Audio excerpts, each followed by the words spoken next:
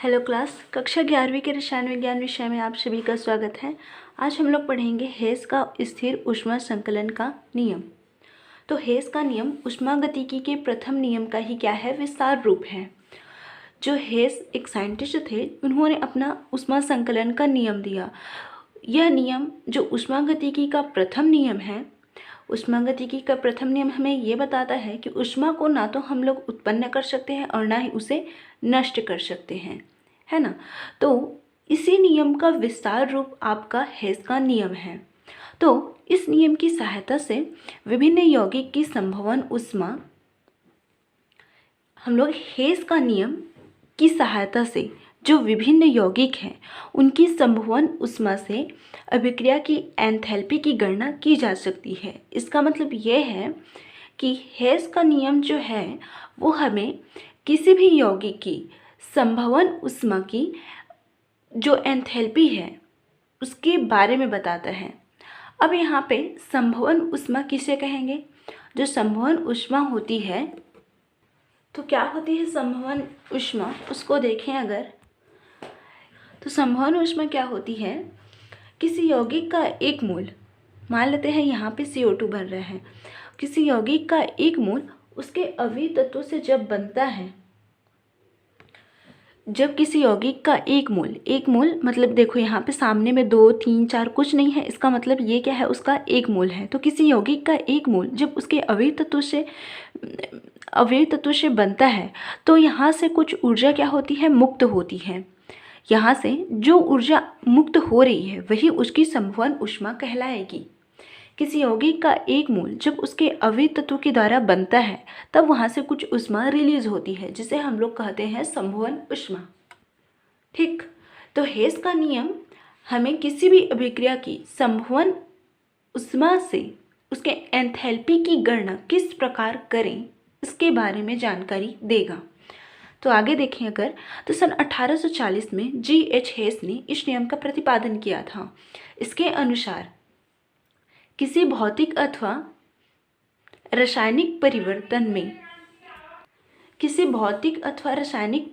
में एंथैल्पी परिवर्तन हमेशा समान रहता है, चाहे वह परिवर्तन एक पद में हो या कई पद में। तो इस नियम को अगर हम लोग समझना चाहें तो यहाँ से समझ सकते हैं। यहाँ पे देखिए, माना किसी अभिक्रिया में अभिकारक A एक ही पद में उत्पाद B में परिवर्तित हो जाता है। इस परिवर्तन का एंथैल्पी परिवर्तन माना ΔH है। जैसे कि यहाँ पे देखिए, मान लेते हैं कोई अभिकारक जो है A है, वह सीधे एक ही पद में उत्पाद B में परिवर्तन हो जाता है, और यहाँ पे जो आपका एंथैल्पी परिवर्तन है वो क्या है, ΔH है। उसके बाद ये एक और है, यहाँ पे मान लेते हैं अगर ये जो अभिकारक A है वो पहले C बनाता है, उसके बाद C से बाद में B बनाता है। B आपका यहाँ पे क्या है, उत्पाद है, लेकिन जो C है वो क्या है, माध्यमिक यौगिक है ना। पहले देखो यहाँ पे दो तरीके से आपको B मिलेगा। अभिकारक A है, एक तो वो सीधे B बना ले रहा है, उत्पाद B बना ले रहा है, और यहाँ पे जो एंथैल्पी परिवर्तन है वो क्या है, ΔH है। मान लेते हैं पहले A जो है पहले C बना रहे हैं, उसके बाद C से फिर B बना रहे हैं। बनाना आपको B ही है, लेकिन पहले क्या कर रहा है, वो C बना रहा है, उसके बाद C से B बना रहा है। अभिकारक A है और उत्पाद क्या है, B है, और C जो है आपका माध्यमिक यौगिक है। तो यहाँ पे जो एंथैल्पी परिवर्तन होगा आपका H1 और H2 हो जाएगा। यहाँ पे एंथैल्पी परिवर्तन क्या है, H1 H2 है। अगर इन दोनों को मिलाएं हम लोग H1 और H2 को, तो यहाँ पे क्या हो जाएगा, ΔH हो जाएगा। मतलब ये है कि चाहे अभिक्रिया एक पद में हो, चाहे अभिक्रिया दो पद में हो, या फिर दो से अधिक पद में हो, वहाँ पे एंथैल्पी परिवर्तन क्या होता है, हमेशा समान होता है। यहाँ पे अभिक्रिया एक ही पद में संपन्न हो रही है, लेकिन यहाँ पे दो पद में हो रही है। A से C, C से B, दो पद हो गया। तो यहाँ पे जो आपका एंथैल्पी परिवर्तन है वो दोनों में ही क्या है, समान है। ठीक, हेस का नियम हमें इसी की जानकारी देता है। तो अब देखते हैं हेस के नियम का सैद्धांतिक स्पष्टीकरण। माना पदार्थ A उत्पाद B में दो प्रकार से परिवर्तित हो सकता है। आपका अभिकारक ए है जो किसमें क्या बना रहा है, आपका उत्पाद बी बना रहे हैं। अभिकारक ए है जो उत्पाद बी में परिवर्तित हो रहा है। तो जो आपका अभिकारक ए है, जो आपका अभिकारक ए है वो उत्पाद बी में दो तरीके से क्या हो सकता है, परिवर्तित हो सकता है। पहला तो डायरेक्ट मेथड हो गया, मतलब सीधे ए से बी में परिवर्तित हो गया, और दूसरा है आपका ए से पहले सी बना रहा है, सी के बाद क्या बना रहे हैं, बी बना रहे हैं। मान लेते हैं जब वो सीधे पहला, यहाँ पे दो पद है, पहला है ये हो गया पद पहला, ये हो गया पद दूसरा। पद पहला में वो सीधे ए से बी में परिवर्तित होता है और यहाँ से Q1 ऊष्मा उत्पन्न करता है। जो पद दूसरा है, पद सेकेंड है, उसमें वह Q2 ऊष्मा क्या कर रहा है, उत्पन्न करता है।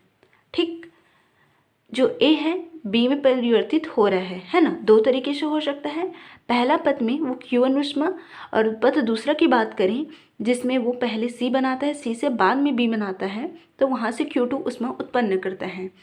मान लेते हैं अगर Q1 ऊष्मा Q2 से क्या है, अधिक है, तो अगर यहाँ पे Q1 का मान Q2 से अधिक है, ठीक, तो इसको एक चक्र में समझते हैं। जैसे कि ए है,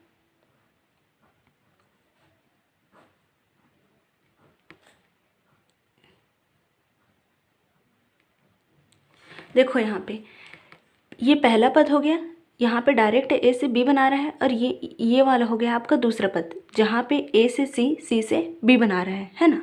तो यहाँ पे आपकी Q1 ऊष्मा उत्पन्न हो रही है और यहाँ से आपकी Q2 ऊष्मा उत्पन्न हो रही है ना। मान लेते हैं अगर Q1 का मान Q2 से क्या है, अधिक है, Q1 का मान क्या है, Q2 की अपेक्षा अधिक है, तो यहाँ पे जो ऊष्मा उत्पन्न होगी, या फिर ये कहें तो यहाँ पे जो चक्र पूरा होगा ए से बी बनने में, मतलब अभिकारक से उत्पाद बनने में, और उसके बाद उत्पाद से अभिकारक में बनने पर जो ऊष्मा उत्पन्न होगी वो क्या हो जाएगी, Q1 माइनस Q2। इसका मतलब ये है कि अभिकारक से उत्पाद बना रहा है, और ये तो डायरेक्ट हो गया, यहाँ से Q1 ऊष्मा उत्पन्न हुई। उसके बाद हम लोग अगर ऐसे जाएं, ठीक, यहाँ पे वापस लौट जाएं, बी से ए बना ले, तो वहाँ पे Q1 ऊष्मा उत्पन्न हो रही है, Q2 ऊष्मा उत्पन्न हो रही है। तो यहाँ पे Q1 का मान क्या हो जाएगा, यहाँ पे क्या हो जाएगा, जो ऊष्मा उत्पन्न हो जाएगी वो Q1 माइनस Q2 हो जाएगी। इस विधि में क्या अपना एक पूरा चक्र पूरा कर लेता है। यहाँ पे Q1 का मान अधिक है किससे, Q2 से, तो यहाँ पे निश्चित ही Q1 का मान अधिक है, तो यहाँ पे ऊष्मा उत्पन्न होगी ही, है ना। इसका मान अगर 8 है, इसका मान 5 है, तो यहाँ पे आंसर आपका क्या आएगा, 3 आएगा। इसका मतलब कुछ तो मान आ रहा है ना। तो इसका मतलब Q1 का मान अधिक है Q2 से, तो यहाँ से ऊष्मा उत्पन्न होगी। जबकि ऊष्मागतिकी का प्रथम नियम हमें ये कहता है कि ऊष्मा ना तो उत्पन्न होती है और ना ही नष्ट होती है। तो यहाँ पे इसका मतलब ये है कि Q1 का मान आपका Q2 से अधिक नहीं हो सकता। Q1 का मान Q2 के क्या होगा, बराबर ही होगा। ठीक, इतना समझ में आ गया। एक बार फिर से देखें अगर इसे, तो ये है कि देखो जो हेस का नियम है भौतिक तथा रासायनिक परिवर्तन में, जो आपका डेल एच है वो क्या रहेगा, समान रहेगा। तो इसके स्पष्टीकरण के लिए कि क्यों समान रहेगा, हेस ने बता दिया, हेस जो साइंटिस्ट थे उन्होंने हमें बता दिया कि जो डेल एच है, एंथैल्पी परिवर्तन है, वो हमेशा क्या रहेगा, समान रहेगा, चाहे अभिक्रिया एक पद में संपन्न हो चाहे दो पद में संपन्न हो। तो अब उन्होंने जो अपना नियम दिया था उसे स्पष्टीकरण के लिए उन्होंने कुछ यहाँ पे उदाहरण प्रस्तुत किए, कुछ नियम प्रस्तुत किए। तो यहाँ पे अगर हम इसे समझना चाहें हेस के नियम को, तो यहाँ निम्न तरीके से इसे समझ सकते हैं। मान लेते हैं कोई अभिकारक ए है जो डायरेक्ट बी बना रहा है और वहाँ Q1 ऊष्मा उत्पन्न हो रही है। मान लेते हैं अभिकारक ए पहले सी बना रहा है, उसके बाद सी से बी बना रहा है, तो वहाँ पे Q2 ऊष्मा उत्पन्न हो रही है। मतलब यहाँ पे आपका अभिकारक ए है जो दो तरीके से उत्पाद में बदल रहा है। पद ए में देख रहे हैं तो वहाँ पे सीधे डायरेक्ट उत्पाद बना ले रहा है, और पद दूसरे की बात करें तो वह क्या है, एक माध्यमिक यौगिक बना करके उत्पाद बना रहा है। तो इसे अगर चक्र के माध्यम से समझें तो अगर ये माने कि Q1 का मान Q2 से अधिक है, ठीक, Q1 का मान क्या है, Q2 से अधिक है, तो इस चक्र के माध्यम से समझते हैं। पहले विधि में वो डायरेक्ट B बना रहे हैं, ये हो गया। दूसरी विधि में वो A से C बना रहा है, A से C, C से B बना रहा है। Q1 का मान Q2 से क्या है, मान लेते हैं अधिक है, तो क्या हो जाएगा, इसके एक चक्र पूरा करने में, इसके एक चक्र पूरा कैसे में एक चक्र पूरा होगा, A से B बनाएगा, B से सीधा A बनाएगा, तभी एक चक्र पूरा होगा। A से B और B से वापस लौट जाएगा A में, A से B बना रहा है और B से वापस लौट रहा है, तो Q1 माइनस Q2 हो जाएगा। अगर Q1 का मान अधिक है तो यहाँ से क्या हो जाएगी, अगर Q1 का मान अधिक है तो यहाँ से ऊष्मा क्या हो जाएगी, उत्पन्न हो जाएगी, जो ऊष्मागतिकी के प्रथम नियम के क्या है, विपरीत है। ठीक, इसका मतलब ये है कि आपका Q1 का मान कभी भी Q2 से अधिक नहीं होगा, या फिर Q2 का मान कभी भी Q1 से अधिक नहीं होगा। Q1 का मान, Q2 का मान, दोनों अगर मान समान रहेगा, मान लेते हैं दोनों अगर मान समान रहेगा, तभी ये जो हेस का नियम है वो सफल हो पाएगा। तभी अगर दोनों का जो ऊष्मा उत्पन्न हो रही है यहाँ पे Q1 और Q2 अगर दोनों समान रहेगा, तभी वो ऊष्मागतिकी के प्रथम नियम का क्या होगा, पालन करेगा। इसका मतलब ये है Q1 और Q2 समान है, मतलब यहाँ पे डेल H, यहाँ पे डेल H, दोनों ही क्या होगा, समान होगा। ठीक, अभिक्रिया अगर एक पद में संपन्न हो, चाहे अभिक्रिया एक से अधिक पद में संपन्न हो, वहाँ पे जो ऊष्मा उत्पन्न होती है, मतलब वहाँ पे जो डेल H का मान है वो क्या रहेगा, समान रहेगा। इस चक्र के माध्यम से, इस नियम के माध्यम से, या फिर इस उदाहरण के माध्यम से हमें जो हेस का नियम है उसके सैद्धांतिक व्याख्या हो जाती है। ठीक, तो अभी जो हमने समझा है वो है हेस के नियम का सैद्धांतिक स्पष्टीकरण। ठीक, इसको आप कार्बन डाइऑक्साइड के उदाहरण के द्वारा भी समझ सकते हो। अब आगे देखते हैं एंट्रोपी। एंट्रोपी एक महत्वपूर्ण ऊष्मागतिकी क्या है, गुण है, जिसे सर्वप्रथम सन 1850 में क्लासियस ने प्रयुक्त किया था। किसने दिया था इसे, क्लासियस ने। इसकी भौतिक सार्थकता अव्यवस्था या यादृच्छिकता से संबंधित है। दूसरे शब्दों में हम कह सकते हैं एंट्रोपी किसी निकाय की अव्यवस्था या बेतरतीबी की माप है,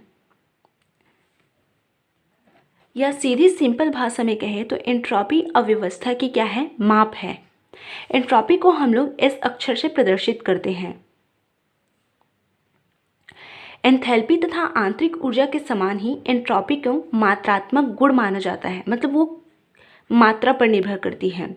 ठीक, तथा इन्हीं के समान भी यह भी अवस्था फलन है, जो कि पद पर निर्भर नहीं करती है, कि कौन से पद से होकर गुजर रहा है इस पर निर्भर नहीं करती है।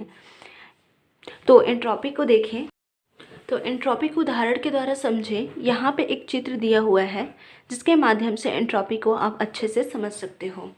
देखो यहाँ पे एंट्रोपी को समझने के लिए एक उदाहरण यहाँ पे दिया गया है। माना एक गिर रहा वजन चित्रानुसार कुंड से संलग्न है। ये है आपका गिरता हुआ वजन जो किससे संलग्न है, इस कुंड से। यहाँ से देखिए किससे संलग्न है, कुंड से। जब यह गिरता है ऊष्मा की मात्रा Q इस कुंड में स्थानांतरित हो जाती है। जब यह नीचे की ओर गिरेगा तो जो ऊष्मा की मात्रा Q है वो इस कुंड के अंदर चली जाएगी। चित्र 6.12 में ए को देखिए। ठीक, मतलब इसके बारे में बोला जा रहा है, ये है ए और ये है बी। तो ए में देखें तो जो Q ऊष्मा है वो स्थितिज ऊर्जा के रूप में है। अगर इसकी बात करें इस चित्र की, तो यहाँ पे जो ऊष्मा आपकी Q है वो किसके रूप में है, स्थितिज ऊर्जा के रूप में। मतलब स्थिति के कारण जो ऊर्जा संलग्न रहती है उसे स्थितिज ऊर्जा कहते हैं। तो जो ऊष्मा Q है वो स्थितिज ऊर्जा के रूप में इसमें संलग्न है। लेकिन अगर चित्र बी की बात करें, ठीक, मतलब इसकी बात करें तो क्या है, जबकि बी में यह कुंड में स्थानांतरित हो जाती है। जो देखो, जो ऊर्जा होती है चित्र ए में स्थितिज ऊर्जा के रूप में किस में रहती है, इसमें, इस जो गिर रहा है वजन उसके अंदर स्थितिज ऊर्जा के रूप में रहती है। लेकिन जब ये वजन नीचे की ओर गिर जाता है तो जो आपकी क्यू ऊष्मा है वो इस कुंड के अंदर चली जाती है। इसी को यहाँ पे बताया जा रहा है। ठीक,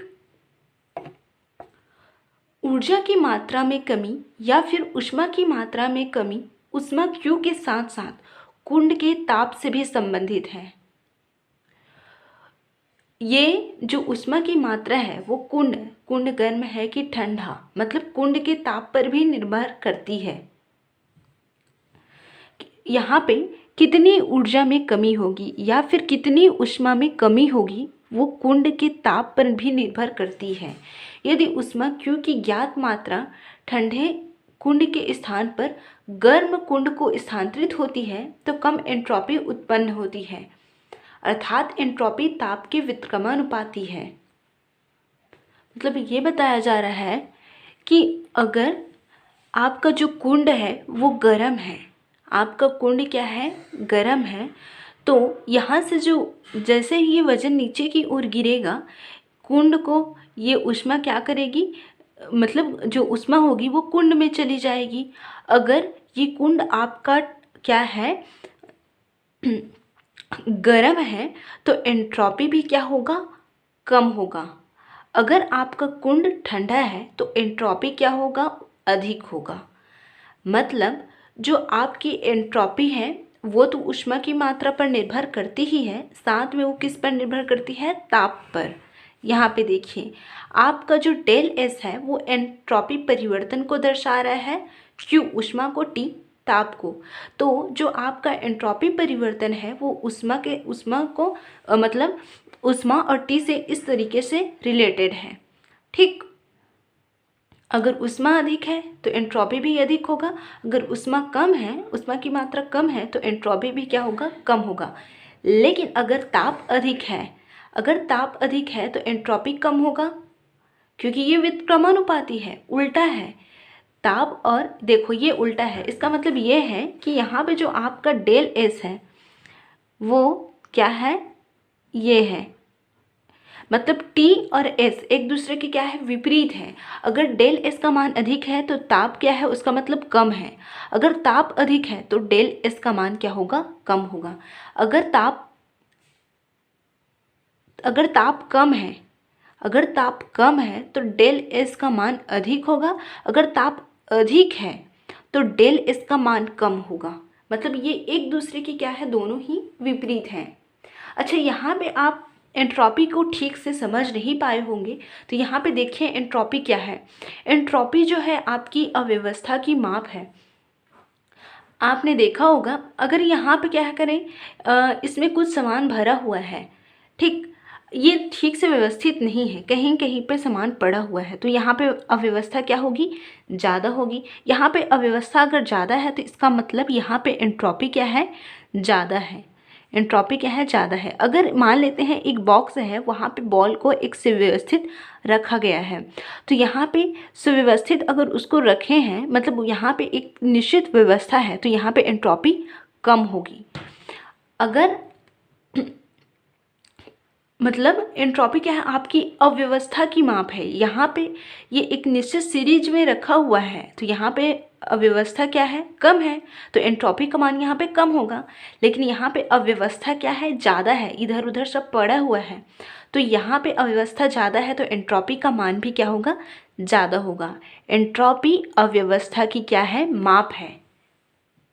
ठीक, आगे देखो यहाँ पे, किसी रासायनिक अभिक्रिया में एंट्रोपी परिवर्तन उत्पाद व अभिकारक की एंट्रोपी के अंतर के बराबर होता है। एंट्रोपी अगर कहीं भी हम लोग डेल लगा रहे हैं, इसका मतलब हम परिवर्तन को दर्शा रहे हैं। डेल एस मतलब एंट्रोपी परिवर्तन है, तो जो आपका एंट्रोपी परिवर्तन है वो उत्पाद व अभिकारक की एंट्रोपी के अंतर के बराबर होगा। ये है उत्पाद की एंट्रोपी और ये है अभिकारक की एंट्रोपी। तो जो एंट्रोपी परिवर्तन है वो उत्पाद की एंट्रोपी माइनस अभिकारक की एंट्रोपी के क्या होगा, बराबर होगा। ठीक, अगर किसी उत्क्रमणीय प्रक्रम में, यहाँ से देखें, एंट्रॉपी परिवर्तन की धारणा उत्क्रमणीय विधि से कल्पित प्रक्रम कार्नोट चक्र से ली जाती है, अतः एंट्रॉपी परिवर्तन को उत्क्रमणीय प्रक्रम कहते हैं। उत्क्रमणीय जो दोनों दिशा में चलती है, उत्क्रमणीय जो दोनों दिशा में चलती है, इसके बारे में हमने आगे पढ़ा हुआ है, जिसमें कि निकाय व परिवेश सभी पदों में क्या होते हैं, शामिल रहते हैं। यदि किसी उत्क्रमणीय प्रक्रम में Q ऊष्मा ताप T प्रदान की गई हो तो एंट्रॉपी परिवर्तन क्या है, इस तरीके से होगा। यदि किसी उत्क्रमणीय प्रक्रम में ऊष्मा प्रदान की गई है और ताप प्रदान की गई है, ऊष्मा भी और ताप भी, तो वहाँ पे एंट्रॉपी परिवर्तन इस तरीके से संबंधित होगा। ठीक, अब देखते हैं एंट्रॉपी की इकाई। तो यहाँ पे देखो, यहाँ पे जो एंट्रॉपी परिवर्तन है Q/T है। ताप को हम लोग किससे डिनोट करते हैं, किससे प्रदर्शित करते हैं? ताप को हम लोग केल्विन से प्रदर्शित करते हैं, और जो ऊष्मा है उसको किससे प्रदर्शित करते हैं? जूल से। आपका डेल S अपॉन क्या है? Q/T है ना। यहाँ पे जो आपकी ऊष्मा है उसको किससे प्रदर्शित करते हैं? जूल से, मतलब ये है जूल, और टी को किससे प्रदर्शित करते हैं? केल्विन से। ठीक, तो अगर हम लोग एंट्रॉपी की यूनिट की बात करें, SI यूनिट की बात करें, तो क्या हो जाएगा? यहाँ पे J/K हो गया, J/ क्या हो गया? K हो गया, है ना। अगर इसको देखें हम लोग तो जो K है वो ऊपर में जाएगा, तो क्या हो जाएगा? K ऊपर में गया तो -1 होता है। उसके बाद यहाँ पे और क्या आ जाएगा? आपका मोल -1। तो डेल S जो है, या फिर एंट्रॉपी की जो यूनिट हो गई आपका जूल, केल्विन -1, मोल -1। ठीक, ये है आपकी SI यूनिट, किसकी? एंट्रॉपी की। तो इसको देखिएगा, इसको याद कीजिएगा, SI यूनिट किसकी? एंट्रॉपी की। यह है एंट्रॉपी की इकाई। ऊष्मागतिकी का द्वितीय नियम यहाँ पे देखते हैं। तो ऊष्मागतिकी के द्वितीय नियम के विभिन्न कथन है यहाँ पे। क्लासियस, पहला क्या है? क्लासियस, ऊष्मा स्वतः या अपने आप बिना बाहरी साधन की सहायता से किसी वस्तु जो कम तापमान पर है उससे अधिक ताप वाली वस्तु पर प्रवाहित नहीं हो सकती। अगर बाहर से कोई एफर्ट नहीं लगा रहे हैं तो जो ऊष्मा है वो ठंडी वस्तु से गर्म वस्तु में प्रवाहित या फिर स्थानांतरित नहीं हो सकती। अगर ऊष्मा को कम ताप वाली वस्तु से अधिक ताप वाली वस्तु में स्थानांतरित करना है तो हमें बाहर से कुछ कार्य करना ही पड़ेगा। यह है क्लासियस। अब देखिए केल्विन। तो देखो दूसरा केल्विन, किसी चक्रीय प्रक्रम के लिए कुंड से ऊष्मा लेकर उसे उसी समय गर्म वस्तु से ठंडी वस्तु में बिना स्थानांतरित किए कार्य में परिवर्तित करना क्या है? असंभव है। तो देखो कुंड क्या होता है? कुंड जिससे हम लोग ऊष्मा ले सकते हैं और कुंड को ऊष्मा दे सकते हैं। कुंड क्या है? ऊष्मा का एक स्रोत है। ठीक, तो किसी चक्रीय प्रक्रम के लिए, चक्रीय प्रक्रम मतलब ये है कि मान लेते हैं A से B बन रहा है और B से फिर A बन रहा है, तो ये हो गया आपका चक्रीय प्रक्रम। तो किसी चक्रीय प्रक्रम के लिए किसी कुंड से ऊष्मा लेकर उस गर्म वस्तु से ठंडी वस्तु में स्थानांतरित किए बिना उसे कार्य में परिवर्तित हम लोग नहीं कर सकते। ठीक, मतलब ये है कि मान लेते हैं कोई आपका चक्रीय प्रक्रम है, ठीक, और बाहर से हम लोग कुंड से क्या लिए हैं? ऊष्मा लिए हुए हैं। तो जब हम लोग ठंडी वस्तु को गर्म वस्तु में परिवर्तित नहीं कर देते, ठंडी वस्तु को गर्म वस्तु में परिवर्तित नहीं कर देते, तब तक ऊष्मा को हम लोग कार्य में लगा नहीं सकते। यह है आपका केल्विन।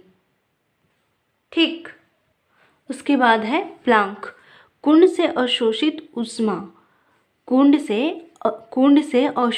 ऊष्मा तुल्य मात्रा के कार्य में परिवर्तित करने वाले चक्रीय मशीन का निर्माण असंभव है।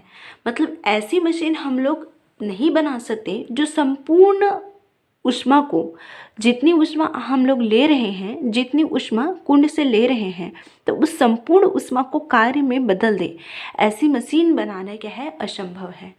उसके बाद है थॉमसन।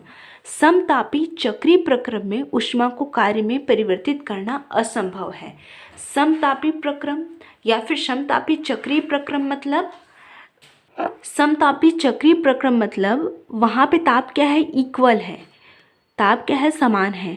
समतापी प्रक्रम में क्या होता है, जो ताप होता है वो क्या होता है, समान है। तो अगर ताप समान है तो हम लोग ऊष्मा को कार्य में बदल नहीं सकते। अगर ताप एक जगह ताप कम होगा, एक जगह ताप ज़्यादा होगा, तभी तो ऊष्मा स्थानांतरित होगी। अगर दोनों में ताप समान है तो ऊष्मा कैसे स्थानांतरित हो पाएगी। तो समतापी अगर चक्रीय प्रक्रम है तो वहाँ पे ऊष्मा को कार्य में बदल हम लोग नहीं सकते। ठीक, तो ये थे आपके ऊष्मागतिकी नियम के कथन।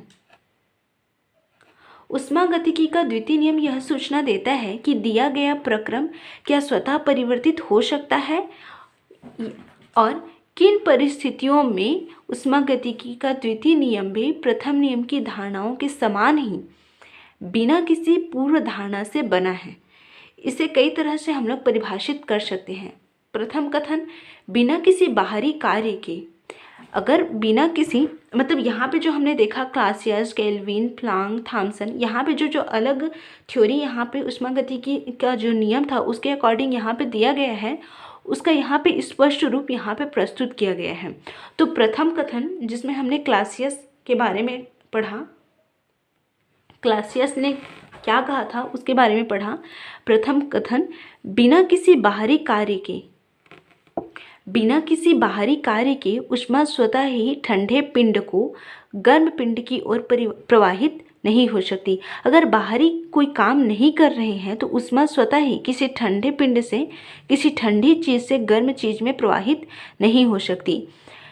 मतलब अगर कुछ बाहरी काम हम लोग बाहर से कुछ बल या फिर कुछ नहीं कर रहे हैं तो ऊष्मा ठंडे पिंड से गर्म पिंड में नहीं प्रवाहित हो सकती। देखो, क्लासियस ने ये कहा था कि ऊष्मा स्वतः या अपने आप बिना बाहरी साधन की सहायता से किसी वस्तु जो कम तापमान पर है उससे अधिक ताप वाली वस्तु पर प्रवाहित नहीं हो सकती। ये क्लासियस ने कहा था। उसके बाद केल्विन ने हमें ये बताया था, इसके बारे में हमने अभी ही पढ़ा है। केल्विन किसी चक्रीय प्रक्रम के लिए कुंड से ऊष्मा लेकर उसी समय गर्म वस्तु से ठंडी वस्तु में बिना स्थानांतरित किए कार्य में परिवर्तित करना क्या है, असंभव है। ये किसने कहा था, केल्विन ने कहा था। तो उन्होंने जो कहा था उस कथन के अनुसार ये कहा जा सकता है, प्रकृति में होने वाले सभी स्वतः परिवर्तित प्रक्रम कैसे होते हैं, अनुत्क्रमणीय होते हैं। प्रकृति में होने वाले सभी स्वतः परिवर्तित जो प्रक्रम होते हैं, जो अपने आप होने वाले प्रक्रम होते हैं, वो कैसे होते हैं, अनुत्क्रमणीय। मतलब वो एक ही दिशा में होंगे। जैसे कि यहाँ पे देखें, प्रकृति में जितने भी प्रक्रम होते हैं वो अनुत्क्रमणीय होते हैं। जैसे कि अभिकारक ए है, वो उत्पाद बी बना रहा है, लेकिन उत्पाद बी आपका फिर से अभिकारक ए नहीं बना सकता। ये है आपका अनुत्क्रमणीय। और उत्क्रमणीय ए से बी बन रहा है और बी से ए बन रहा है, तो ये हो गया उत्क्रमणीय। तो यहाँ पे ये बताया गया है, केल्विन का जो कथन है उससे हमें ये पता चलता है कि पर्यावरण में जितने भी स्वतः परिवर्तित प्रक्रम हैं जो अपने आप चल रहे हैं वो अनुत्क्रमणीय हैं। मतलब अभिकारक से उत्पाद बनाएंगे, उसके बाद वे समाप्त हो जाएंगे। उसके बाद प्लांक ने क्या कहा था, कुंड से अवशोषित ऊष्मा तुल्य मात्रा के कार्य में परिवर्तित करने वाले चक्रीय मशीन का निर्माण असंभव है। इसका मतलब ये है कि स्वतः परिवर्तित प्रक्रम में ब्रह्मांड की कुल एंट्रोपी सदैव बढ़ती है। मतलब स्वतः परिवर्तित प्रक्रम, ऐसा प्रक्रम जो अपने आप, कोई अभिक्रिया जो है अपने आप चल रही है, तो वहाँ पे एंट्रोपी हमेशा क्या होगी, बढ़ती जाएगी। मतलब कोई परिवर्तन, कोई प्रक्रम चल रहा है, अपने आप चल रहा है, तो उस प्रक्रम में जो अव्यवस्था होगी वो क्या होगी, बढ़ती जाएगी। उसके बाद थॉमसन ने ये बताया था, समतापी चक्रीय प्रक्रम में ऊष्मा को कार्य में परिवर्तित करना क्या है, असंभव है। मतलब यह है बिना किसी नुकसान के ऊष्मा को पूर्ण रूप से कार्य में बदलना असंभव है या ऊष्मा की कुछ हानि के बिना पूर्ण रूपेण कार्य में बदलना असंभव है। मतलब संपूर्ण ऊष्मा को कार्य में हम लोग बदल नहीं सकते।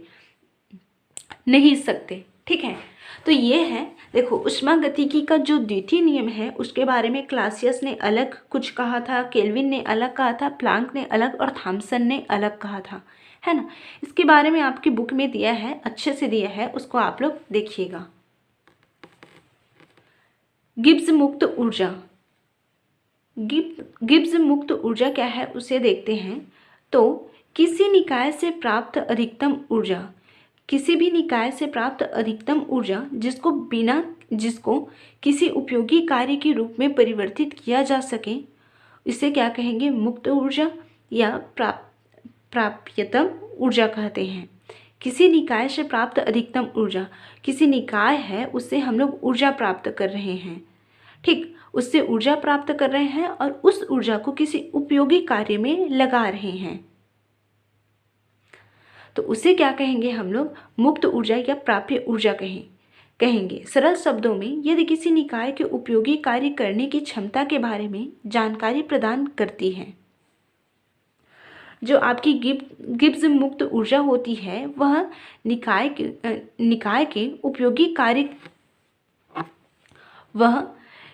के उपयोगी कार्य करने की क्षमता के बारे में हमें जानकारी देती है। ठीक, अगर गिब्स मुक्त ऊर्जा को देखें तो इसे G अक्षर से प्रदर्शित करते हैं। गणितीय रूप में मुक्त ऊर्जा एंथैल्पी H एवं एंट्रोपी S से निम्नानुसार संबंधित है। जो आपकी मुक्त ऊर्जा है वो एंथैल्पी से और जो एंट्रोपी है उससे निम्न तरीके से संबंधित है। यह है गिब्स मुक्त ऊर्जा और यह है एंथैल्पी, और यहाँ पे T टेम्परेचर है और S क्या है, एंट्रोपी है। ठीक, T यहाँ पे परम ताप को दर्शा रहा है। ठीक, हमें पता है H बराबर क्या होता है, E प्लस PV। एंथैल्पी बराबर क्या होता है, E प्लस PV। ये हमें पहले से पता है जब हम लोग एंथैल्पी के बारे में पढ़ रहे थे। ठीक, तो इसको चलिए देखते हैं, गिब्स मुक्त ऊर्जा या फिर गिब्स मुक्त ऊर्जा परिवर्तन क्या होता है। तो इसके बारे में इस गणितीय रूप को हम लोग समझते हैं। देखो यहाँ पे गिब्स मुक्त ऊर्जा परिवर्तन। ठीक, तो मुक्त ऊर्जा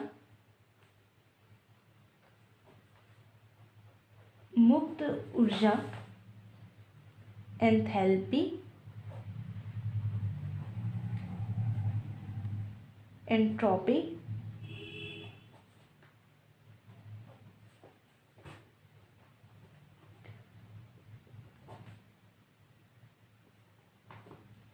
गिब्स मुक्त ऊर्जा एंथैल्पी एंट्रोपी से निम्न रूप से क्या है, संबंधित है। निम्न रूप से क्या है, संबंधित है। तो किस रूप से संबंधित है उसको देखते हैं। क्या है, G बराबर होता है आपका H माइनस TS। ठीक, और हमें ये भी पता है, हमें क्या पता है, हमें पता है H बराबर क्या होता है, H बराबर E प्लस PV होता है। तो हम मान लेते हैं इसे समीकरण 1 मानते हैं, इसे समीकरण 2 मानते हैं। समीकरण 1 से अगर देखें तो G बराबर क्या है, H का मान यहाँ पे E प्लस PV दिया है ना। तो H का मान यहाँ पे रखते हैं, E प्लस क्या हो जाएगा, PV माइनस क्या हो जाएगा, TS। ठीक, अब यहाँ पे अगर परिवर्तन लगा दें, मतलब डेल लगा दें, अगर यहाँ पे डेल लगा दें तो क्या हो जाएगा, डेल रखने पर डेल G हो जाएगा और क्या हो जाएगा, डेल E हो जाएगा प्लस P डेल V हो जाएगा माइनस T डेल S हो जाएगा। ये हो जाएगा। तो यहाँ पे देखो, अगर इस समीकरण में हम लोग डेल लगाते हैं तो क्या हो जाएगा, del H del E plus P del V हो जाएगा। देखो del E plus P del V बराबर क्या हो जाएगा, डेल एच हो जाएगा। तो यहाँ पर भी तो वही लिखा है ना, del E plus P del V बराबर क्या हो जाएगा, डेल एच हो जाएगा। ठीक, तो इसको हम लोग देखते हैं। हमें पता है, क्या पता है, डेल एच बराबर क्या होता है, del E plus P del V. तो हम लोग रख सकते हैं इसकी जगह में, इसे मान लेते हैं समीकरण 3।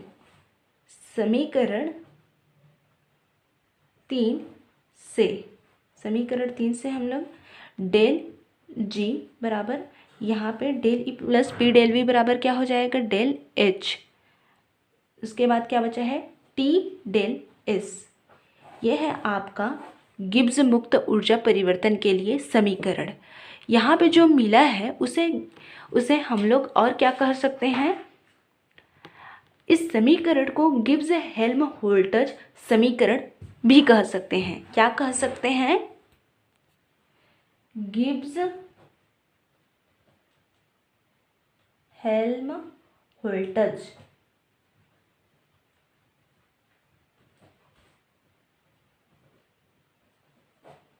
इस समीकरण को हम लोग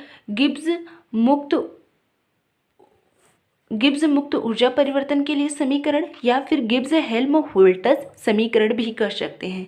गिब्स हेल्महोल्ट्ज़ समीकरण की व्याख्या कीजिए। अगर ऐसा प्रश्न आता है तो इस पूरे समीकरण को आपको बताना पड़ेगा। ठीक, ऊष्मागतिकी का तृतीय नियम देखें तो ऊष्मागतिकी का तृतीय नियम डब्ल्यू नर्स द्वारा प्रदान किया गया। यह नियम विशुद्ध क्रिस्टलीय पदार्थ की परम शून्य ताप पर एंट्रोपी से संबंधित है। परम शून्य ताप वह ताप होता है, मतलब परम शून्य ताप जो है सबसे न्यूनतम ताप है। परम शून्य ताप जो है सबसे ही न्यूनतम ताप है, इससे कम ताप और होता नहीं है। ठीक है, परम शून्य ताप क्या है, सबसे न्यूनतम ताप है, इससे भी कम ताप और कोई होता नहीं है। परम शून्य ताप पर जो विशुद्ध पूर्ण क्रिस्टलीय पदार्थ की एंट्रोपी क्या होती है, शून्य होती है। परम शून्य ताप पर जो आपका क्रिस्टलीय पदार्थ है उसकी एंट्रोपी, उसमें अव्यवस्था क्या होती है, जीरो होती है। लेविस व रैंडल ने बाद में इस परिभाषा को थोड़ा सुधार कर बताया। प्रत्येक पदार्थ की एक निश्चित धनात्मक एंट्रोपी होती है, परंतु परम शून्य ताप पर इसका मान शून्य हो सकता है और शुद्ध पूर्ण क्रिस्टलीय पदार्थ में इसका मान शून्य होता है। मतलब ये बताया जा रहा है कि परम शून्य ताप पर जो एंट्रोपी है, मतलब जो अव्यवस्था है, वो क्या होती है, जीरो होती है। भले ही परम शून्य ताप प्राप्त करना क्या है, अत्यंत कठिन है। अतः अप्रत्यक्ष रूप से ऊष्मागतिकी का तृतीय नियम यह भी जानकारी देता है कि कितनी भी आदर्श विधि हो, परंतु इसके द्वारा निकाय के ताप को परम शून्य तक कम करना संभव नहीं है। ऊष्मागतिकी के तृतीय नियम का उपयोग पदार्थ की परम एंट्रोपी के निर्धारण में किया जाता है।